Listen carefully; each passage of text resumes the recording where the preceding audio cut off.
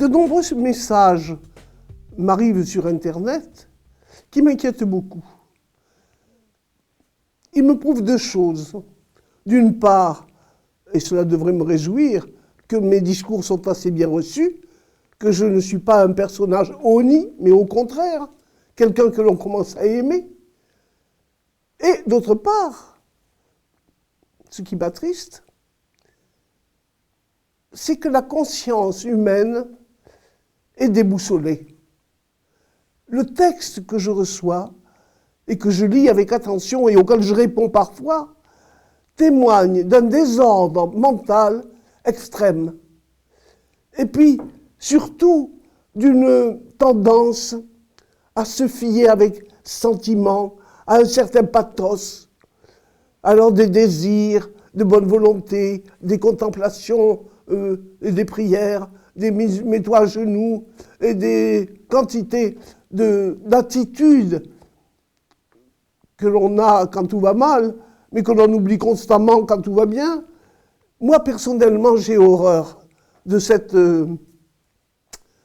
transformation de l'émotion en gesticulation, à mon sens, non seulement inutile, mais pitoyable. Alors, vous comprenez, c'est un problème. Savoir qu'aujourd'hui, à cause de ce qui se passe au Japon et de ce qui se passe au nord de l'Afrique, dans les pays arabes, la conscience humaine tremble dans ses assises, ne sait plus à quel sein se vouer et pratiquement demanderait du secours à n'importe quoi. La dernière fois où j'ai parlé, à travers ce court moyen que les petites chroniques du temps, je me suis permise d'entrer dans la technicité de ma pensée. Je l'ai fait parce qu'il y a un degré de compréhension où l'on est obligé de se couper des sentiments, du pathos, de la sensibilité, bien que ça serve, et où l'on doit entrer dans l'intelligence de ce qui se passe. Et avoir l'intelligence de ce qui se passe n'est pas facile, parce qu'il faut non seulement une certaine rigueur intellectuelle, mais il faut aussi avoir une certaine habileté dans la manipulation des critères que l'on utilise. Et cette habileté, pour les rationalistes qui utilisent les idées de tout le monde, nous y sommes rompus, elles ne mènent nulle part, mais ça ne fait rien, on y croit. Tandis que la Kabbale exige une rigueur impeccable dans la manipulation de critères qui eux-mêmes sont fixés d'une façon irrémédiable, non pas par les kabbalistes, mais par celui, le créateur, qui a donné l'alphabet hébreu. Alors c'est tout autre chose. Et moi, je me suis résolu dans la dernière prestation à faire jouer mes propres façons d'adhérer à cette table de critères, à montrer autrement dit comment je pense, même si cela a causé de la stupéfaction, de la surprise et une certaine frayeur chez certains esprits. Mais il faut quand même se remettre en place. La conscience humaine ne peut pas trembler sur ses assises d'une façon constante, comme on a la fièvre, sans pouvoir s'en guérir. Il faut à un certain moment que l'intelligence prédomine, et si pour qu'elle prédomine, il faut faire valoir l'alphabet hébreu, sa symbolique, sa numérologie et toutes ces techniques, eh bien, patience, il faut se mettre à l'école. Je le dis parce que, en faisant justement jouer ces critères, j'ai souligné la dernière fois qu'il y avait une possible relation entre ce qui se passe en Libye et ce qui se passe au Japon. J'ai dit qu'il y avait lieu de rechercher l'information qui dirige la corrélation. La corrélation est établie, et elle dure. Regardez, aujourd'hui encore, l'équilibre entre la droite et la gauche que je vois entre la Libye et le Japon ne s'est pas rompu. La synchronicité continue. M. Kadhafi fait sa guerre et le réacteur numéro 1 de Fukushima continue à cracher sa nocivité qui est 3500 fois supérieure à ce qu'elle devrait être et qui va finir par contaminer l'atmosphère entière de la planète. En réalité, je n'ai fait qu'amorcer mon décodage. Ne croyez pas que nous soyons au bout. Simplement, je ne peux pas continuer si vous oubliez ce qui est déjà acquis. Or, nous devons garder en tête, comme une sorte d'énoncé, qu'il existe une synchronicité significative, encore mystérieuse, entre la Libye et le Japon aujourd'hui, entre les deux formes de soulèvement qui affectent ces deux régions. Et il faut se souvenir de ce que le koan japonais nous apprenait, que l'une est faible, linéaire et informationnelle, tandis que l'autre est à 3 dimensions, spatiale, importante, enflée et événementielle dans un esprit majeur. Compte tenu de cet acquis, nous allons continuer. Je dis bien continuer. Je n'improvise pas mon investigation. Je persévère dans ce que j'ai cru pouvoir commencer ou amorcer assez rapidement. En particulier, je dois dire que lorsque j'ai décrypté l'intervalle de 231 jours qui sépare le 8 mars du 28 octobre 2011, selon les indications du calendrier Maya, j'ai fait jouer, sans le dire, 2 critères qui appartiennent au registre de l'absolu dans le système de l'alphabet hébreu. J'ai éliminé la possibilité de décrypter par le 2 sans dire que je ne pouvais pas utiliser ce code par le 2 parce que 231 n'était pas divisible par 2. Alors j'ai dit que ce n'était pas divisible par 2, mais je n'ai pas dit que c'était par référence à ce que le 2 code dans l'alphabet et d'une manière générale dans le principe d'unité. En revanche, en faisant jouer le 3, j'ai fait jouer un autre code, une autre clé du codage, plus rythmique celle-là, parce que par 3, on obtient dans l'alphabet hébraïque une espèce de modulation. Pour peu, je dirais qu'elle a inspiré Unger quand il a écrit son 231 Pacifique, son Pacifique 231, peut-être. En tout cas, il y a une rythmique, une ondulation, une onde qui traverse l'alphabet de bas en haut et qui met toujours en relief le chiffre 3. Alors je m'en suis servi et comme ça, j'ai fait apparaître le chiffre 77 et la valeur 7.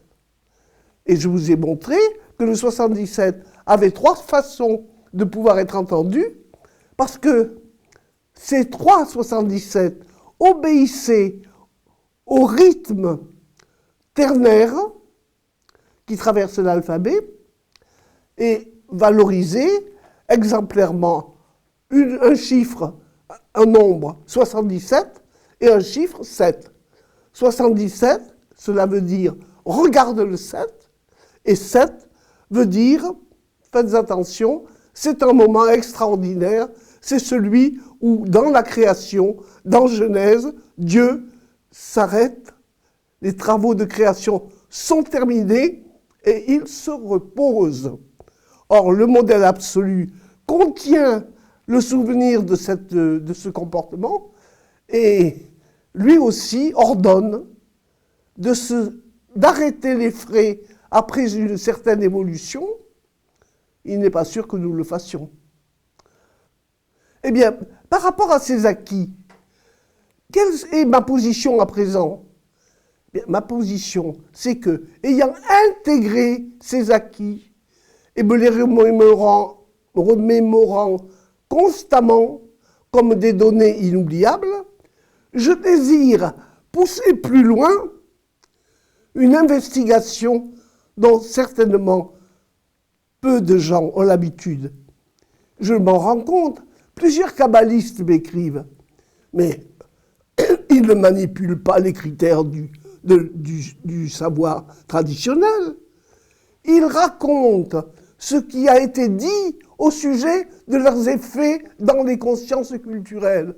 Mais ça, ce n'est qu'une façon de répéter bien ou mal ce qui a été dit, sûrement ou pas. Je ne suis pas de l'avis de me fier à qui que ce soit.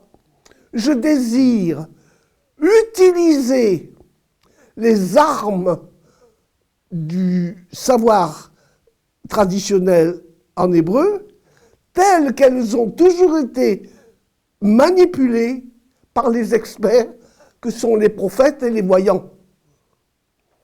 Je me positionne donc au plus haut de la tribune et je n'ai pas peur, je peux. Pourquoi? Parce que je désire pousser plus loin le repérage que nous avons commencé. Il s'agit de savoir quel est le problème qui affecte la liaison Libye-Japon, quel est le lien qui relie l'information inconnue au désastre visible, qui se traduit en 3 phénomènes consécutifs aggravant l'un l'autre s'aggravant, le tremblement de terre, séisme, le tsunami, l'eau qui déferle, et les réacteurs nucléaires qui sont bousculés sur leurs assises, et loin de continuer à fournir de l'électricité, ils diffusent dans l'air des nocivités incalculables. Ainsi, ce que je propose de faire à présent, avec beaucoup d'attention, c'est d'éclairer un pan d'espace informationnel. Je dis bien un pan et pas tout.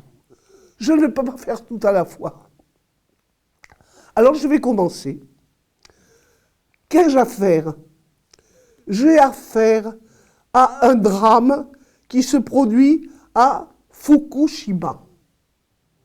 Là, c'est là que le réacteur appelle l'eau, les arrosages incroyables qui n'aboutissent à rien. C'est là que le nucléaire nous montre que nous ne le maîtrisons absolument pas.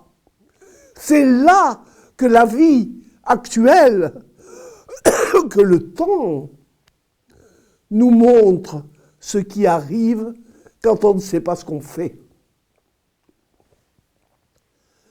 Eh bien, malgré l'ignorance, malgré l'incapacité dont font preuve les plus grands techniciens, les plus hauts savants en la matière, les plus experts de ces technologies excessives, il y a moyen de sonder ce que j'appellerais la voie de silence, ce que les prophètes appellent la voie de silence, cette petite voix qui en chacun de nous prend notre propre voix pour nous parler à nous-mêmes la nuit et qui nous dit ce que normalement nous n'écoutons jamais très bien, la vérité.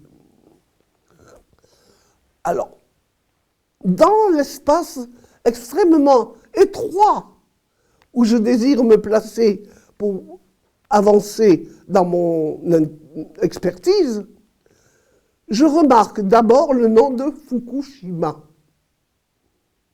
C'est un nom japonais, je ne sais pas ce qu'il veut dire en japonais. Mais ce que je peux vous dire, c'est que, en hébreu, il pourrait s'entendre à condition de le transformer un peu. Par exemple, au lieu de Fukushima, je vais dire Fukushami.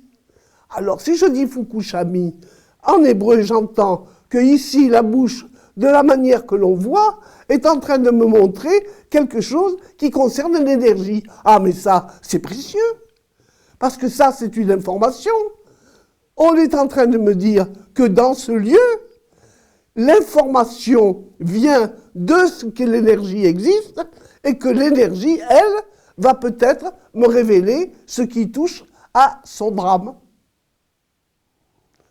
Alors je regarde Fukushima, je regarde Fukushami et j'observe que la différence tient à très peu de choses. J'ai simplement déplacé le i. Mais en déplaçant le i, j'ai effectué une opération kabbalistique très connue qui s'appelle le Keriketib. Cela consiste à lire autre chose que ce qui est écrit. Bon, mais il est écrit Fukushima, et moi je lis Fukushami. Donc je fais un Keriketib. Et dans ce Keriketib, j'effectue une opération insolite. Je vois que le i se déplace. Il est à l'intérieur du mot Fukushima et il est à la fin du mot Fukushami. Ah, mais alors ça c'est grave, parce que le Keriketib me fournit une sorte de flash imagé dans lequel je vois un acteur qui est le i, et le i c'est le iode, c'est-à-dire l'énergie 10, et cette énergie est intériorisée malheureusement dans le nom japonais, alors qu'elle est extériorisée et libre dans le nom hébreu. Il y a donc là une information concernant l'emplacement du jeu énergétique dans la réalité. Cham, c'est ici.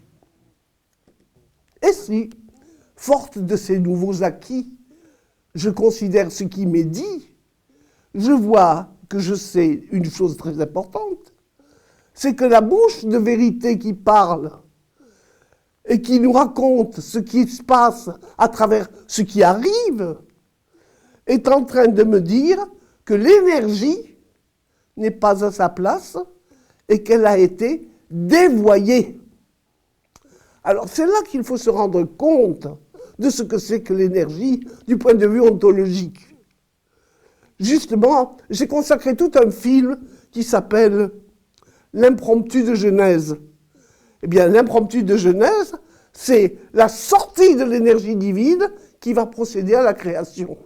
Alors vous comprenez, si l'énergie est dévoyée au niveau de la création, il faut savoir qui, par quoi, comment, et s'expliquer le phénomène. Et si c'est après la création, il faut le savoir aussi. En tout cas, aussi extraordinaire que cela paraisse, c'est le diagnostic que donne le nom de Fukushima. Eh bien, vous y croyez, vous n'y croyez pas. Moi, cela m'est égal, pas tout à fait en réalité, car chaque fois qu'on doute des vérités kabbalistiques, je souffre dans l'âme, non pas pour moi, mais pour celui qui doute. Je vais considérer que ceci étant donné, je ne peux rien faire dans aucun espace analytique si je ne passe pas par deux opérations. Il faut toujours avoir un redoublement, c'est-à-dire une première palpation et une seconde. Alors, j'estime avoir réussi la palpation à travers le nom de Fukushima et le Keriketib qui en a fait Fukushami. Mais maintenant, je dois aller plus loin et je dois entrer dans une phénoménologie beaucoup plus concrète, comme c'est toujours le cas quand on exécute un redoublement. Alors évidemment, pour mener à bien l'opération de lecture ou de décodage que j'annonce, il faut connaître ce qu'est le redoublement. Eh bien, je l'ai expliqué dans le film, le livre sur le film. Il faut aussi que vous vous référiez à ces films. Je ne peux pas tout vous dire d'un seul coup. Mais j'en reviens maintenant à ma seconde opération de lecture, et je vous annonce que je vais l'exécuter sur 231, en vous rappelant que 231, c'est le nombre de jours que compte le délai qui va du 8 mars 2011 au 28 octobre 2011, délai que, selon le calendrier Maya, il serait accordé à la conscience humaine pour qu'elle fasse un meilleur profit de ce qu'elle sait, et que par l'intermédiaire de 3 fois 77, c'est-à-dire par 3 niveaux d'organisation consécutifs, elle opère un changement total de ses comportements et habitudes. Alors, soyons clairs, je prends le chiffre 231, je m'occupe de savoir ce qui, entre le 231 du 8 mars et le 230e jour du 28 octobre, ce qui, dans ce délai, peut être intelligible par les moyens de la Kabbale, et j'observe, a priori, que je peux déterminer bien des choses à condition de savoir ce que je fais et de savoir que je ne peux rien regarder dans l'alphabet à partir du Kaf qui ne soit pas du ressort des dizaines. Or, si c'est du ressort des dizaines, c'est du ressort de l'énergie, car la dizaine, c'est un nombre flanqué du Yod qui vaut 10. Eh bien, dans les 231 jours du délai qui nous est imparti mystérieusement et qui apparaît tragique, puisque les 2 premiers jours nous ont révélé le pire, eh bien, dans ces 231 jours, il y a plusieurs positions au cours desquelles le 3 du rythme que j'utilise et le 10 occupent, si vous voulez, sont des bornes de repérage. Alors, je vais regarder le 231 sur tout son développement du premier au dernier jour, et je vais chercher à repérer toutes les étapes marquantes qui sont à la fois tributaires du 3, parce que c'est le rythme, et du 10, parce que sans l'énergie, il n'y a rien. Alors j'obtiens plusieurs positions, faciles à repérer d'ailleurs, 210, 3 fois 70, 180, 3 fois 60, 150, 3 fois 50, 120, 3 fois 40, 90, 3 fois 30, 60, 3 fois 20, 30, 3 fois 10, et pour finir, j'arrive à un 3 qui est solitaire et qui même se termine à la fin par un 1. Mais ça, il n'est plus tributaire de l'énergie, sauf que les précédentes étapes ayant été occupées par un déferlement de l'énergie, mais la dernière, même si on ne voit pas l'énergie, mais l'énergie y est. Le déferlement se produit aussi sur la fin. C'est là qu'il faut se souvenir que les valeurs chiffrées, en hébreu, traduisent des lettres. Par exemple, 180, 3 fois 60, c'est 3 fois sa mère. 60, c'est la lettre sa mère. Et la lettre sa mère, qui est ronde, indique un cycle. Donc, il y a une étape à l'intérieur du délai qui va du 8 mars au 28 octobre. Il y a une étape, il y aura même 3 étapes où je dois faire attention au cycle. Et puis ensuite, je vais trouver la valeur 150, qui est 3 fois 50.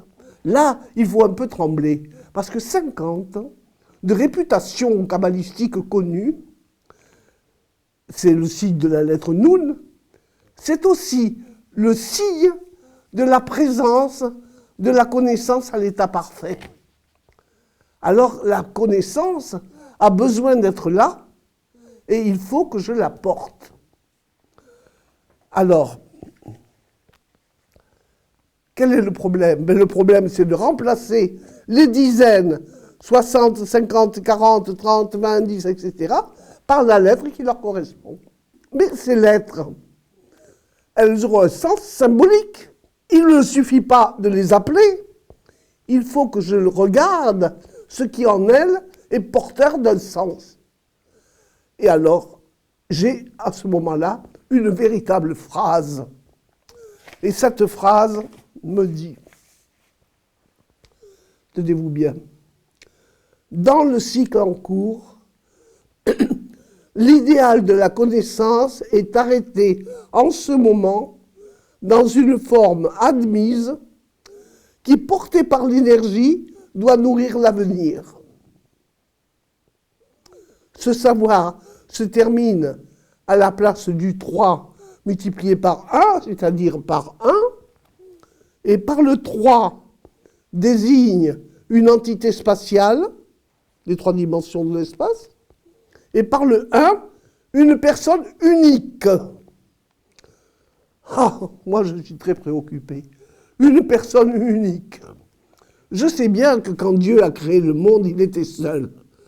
Et comme il était seul en créant le monde, il se peut aussi qu'il se contente d'une seule personne quand il s'agit de relancer l'avenir, la vie, dans un cycle. Espérons-le. À condition de savoir qui est cette personne et de savoir l'écouter. Vous comprenez? Moi, ça me touche beaucoup d'entendre un message qui m'est venu du Japon et qui dit « L'esprit peut être plus fort que la matière et agir sur les molécules de l'eau, c'est-à-dire réparer les dégâts de l'effusion nucléaire du réacteur numéro 1. Je trouve ça très touchant que par des prières, des idées justes, toute une attitude d'esprit inspirée par le désastre, on puisse réparer l'eau qui est envenimée de toxicité nucléaire et qui se déverse dans l'océan. Je ne dis pas que c'est une croyance naïve. On sait que l'eau a une mémoire. Nous savons qu'elle peut la propager. Nous savons que l'eau est un des grands mystères de la création. Moi, je ne lésine pas sur le phénomène de l'eau et je comprends très bien le savant Masaru Emoto qui a fait des analyses extraordinaires sur les mémorisations dont l'eau est capable parce qu'elle enregistre effectivement nos pensées. Mais nos pensées, lesquelles? Est-ce qu'elle va s'émouvoir de nos cris passionnels et pathétiques quand le danger nous pousse de l'avant? Ou est-ce qu'elle enregistre très réellement les voix du sacré qui nous parlent derrière les événements? Et c'est là mon propos. Savoir que nos événements nous disent beaucoup plus que nous ne le croyons. Et la première des choses que nous dit le drame japonais, à la télévision, j'ai vu un homme d'une 60aine d'années le dire clairement, jamais le Japon n'aurait dû céder à la tentation nucléaire. Parce qu'il a été alerté, il a souffert le désastre atomique en 1945. Il ne pouvait pas l'oublier. Il aurait dû être le sanctuaire de la politique mondiale antinucléariste. Les nations l'auraient écouté. Au lieu de cela, l'empire du soleil levant s'est couché au crépuscule de la pensée matérialiste et a donné dans tous les excès, au point qu'aujourd'hui, le malheur sévit sur son territoire d'une façon qui risque d'être irrémédiable et que la leçon, vraiment, est dure à encaisser. Mais nous, qui sommes à l'extérieur, nous pouvons certes prier, mon Dieu, je n'interdis personne de contempler et de méditer, Mais il faut savoir que le réel et la vie ont un langage. Et si on ne leur parle pas dans la langue qui est la leur, eh bien, on n'est tout simplement pas entendu.